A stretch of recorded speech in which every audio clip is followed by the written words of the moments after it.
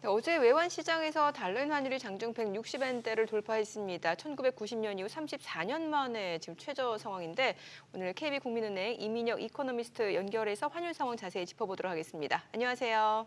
네, 안녕하세요. 네, 지난주 BOJ 금리 동결 발표 이후 엔화 약세가 더 가속화되는 분위기인데 현재 엔 흐름 어떤가요? 네, 전일 아시아장에서 달러엔 환율이 이제 장중에 160엔까지 올랐는데요. 사실상 엔화 환율이 이렇게 급등한 이유로는 지난주 있었던 BOJ 금정의 결과가 상당히 좀 완화적으로 해석된 탓이 큰 것 같아요. 정책 금리도 0.1%로 동결됐고, 이후로 추가 긴축에 대한 별다른 입장도 내지 않았던 것이 좀 엔화 약세를 부추기지 않았나 생각이 되고요. 그런데 이제 지금은 달러당 156엔 정도에서 좀 안정적으로 유지되고 있는 모습이고, 변동성도 많이 줄어든 상황이라고 볼 수 있을 것 같습니다. 네. 자, 이렇게 이제 말씀하신 대로 지난주 일본은행의 BOJ의 통화정책 회의 이후에 달러엔 상승에 이제 탄력이 붙었고 그러다 보니 155엔 뚫리고 나서 바로 160엔까지 올라서려고 하니 어제는 이제 한바탕 소동이 벌어졌습니다. 우리 이민혁 이코노미스트 보시기에 BOJ에서는 노코멘트로 얘기했습니다만 이거는 BOJ가 개입을 했다고 봐야 되는 거 아닌가요? 네, 사실 전일장에서 이제 160엔까지 급상승한 이후에 다시 5엔 가까이 급락하는 모습이었는데요.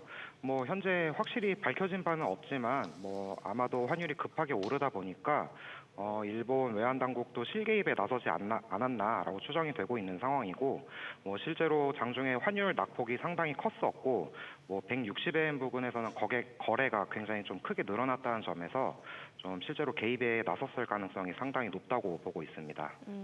또 지난주 기자회견에서 그 우에다 가지고 일본은행 총재가 당분간 완화적인 금융 환경이 지속될 것이다 이렇게 언급을 했는데 이 발언 해석대로라면 조기 금리 인상 좀 어렵다고 봐야 되는 건가요?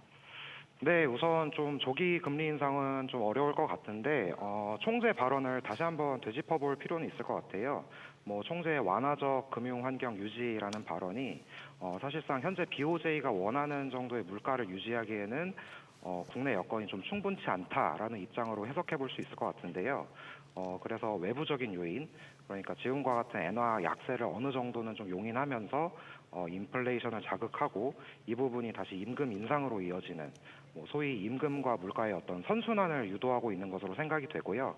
따라서 사실상 우에다 총재 발언이 앞으로의 추가 인상 가능성을 완전히 차단하는 발언이라기보다는 오히려 엔화 약세를 어느 정도는 좀 용인하고 이를 통해서 물가가 안정적으로 유지될 수 있을 만한 환경이 조성된다면 그때 가서는 추가 긴축도 고려해 볼 수 있다라고 풀이해 볼 수 있을 것 같아요.